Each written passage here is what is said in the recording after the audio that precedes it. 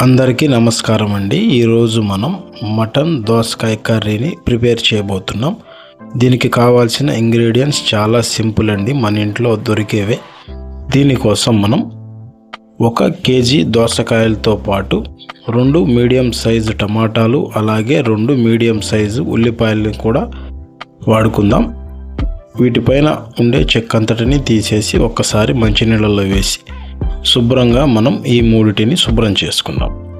ఇప్పుడు దోసకాయని చేదుందేమో చూసుకొని అందులోని విత్తనాలన్నీ తీసేసి ఈ కర్రీ చేసుకుందాం.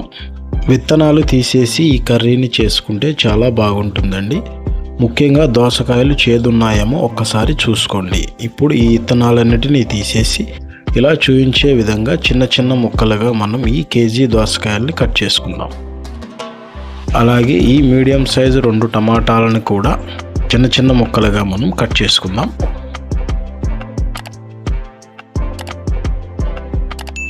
అలాగే ఉల్లిపాయలని కూడా ఇలా చూపించే విధంగా చిన్న చిన్న ముక్కలుగా కట్ చేసుకుందామండి. ఇప్పుడు స్టవ్ వెలిగించుకొని కుక్కర్ని పెట్టుకుందాం.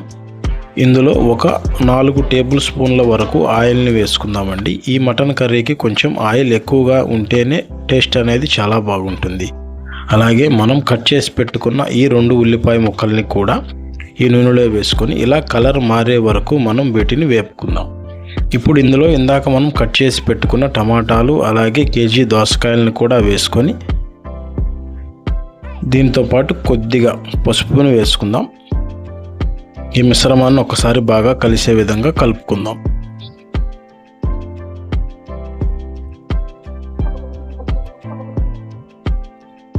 బాగా మిక్సింగ్ అయిందండి. ఇప్పుడు ఇందులో 1 టీ గ్లాసు నీళ్ళని పోసుకొని కుక్కర్ మూత పెట్టుకొని 3 విజిల్స్ వచ్చే వరకు మనం ఈ దోసకాయల్ని ఉడికించుకుంటే మనకి కర్రీకి కావాల్సినట్టుగా ఉడుకుతాయి.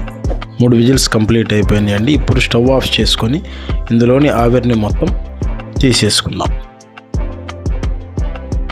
మనకి ఒక 30% ఉడికితే సరిపోతుందండి. మిగతా 70% మనకి మటన్తో పాటు ఉడుకుతుంది. ఇప్పుడు ఇందులో శుభ్రం చేసి పెట్టుకున్న 1/2 కేజీ మటన్ని కూడా వేసేసుకుందాం. ఇది పూర్తిగా బోన్లెస్ అండి. బోన్స్ అయితే ఇంకా చాలా ఈ కర్రీకి రుచి అనేది పెరుగుతుంది. ఈ 1/2 కేజీ మటన్ వేసిన తర్వాత ఒకసారి బాగా కలుపుకొని ఇందులో 2 టేబుల్ స్పూన్ల వరకు కారాన్ని వేసుకుందాం. అలాగే రుచికి సరిపడా కల్లుప్పుని కూడా వేసుకుందాం. ఇప్పుడు ఈ మిశ్రమాన్ని బాగా కలిసే విధంగా ఒకసారి కలుపుకుందాం. ఇందులోనే మనం 2 టేబుల్ స్పూన్ల వరకు ఆయిల్ని కూడా పోసుకుందామండి.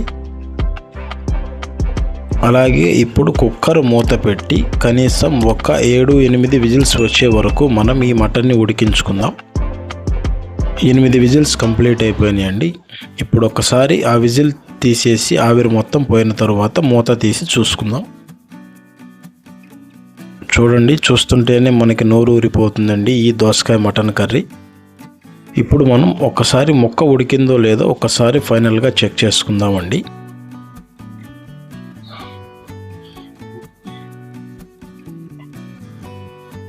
ముక్క అనేది బాగా ఉడికిందండి. ఇప్పుడు మూత పెట్టి 5 నిమిషాల పాటు ఇలానే మనం దీనిని ఉడికించుకుందాం. చూడండి, నూనె అంతా సపరేట్ అయిపోయి మనకి చాలా కలర్ఫుల్గా మనకి దోసకాయ మటన్ కర్రీ అనేది కనిపిస్తుంది. కనిపించటమే కాదండి, తినటానికి అంతకు మించిన రుచి అనేది ఈ దోసకాయ మటన్ కర్రీకి ఉంటుంది. ఇందులో ఫైనల్గా కొత్తిమీర వేసుకునే వాళ్ళైతే వేసుకోండి, మేమైతే వేయడం లేదు. ఇక స్టవ్ ఆఫ్ చేసుకోవటమేనండి. దీనిని వేడి వేడి అన్నంలో కలుపుకొని తింటే ఆ వచ్చే రుచి అనేది మనం మాటల్లో చెప్పలేం. మీరు కూడా తప్పకుండా ట్రై చేయండి. వీడియో నచ్చినట్లయితే లైక్ చేయండి. Thank you.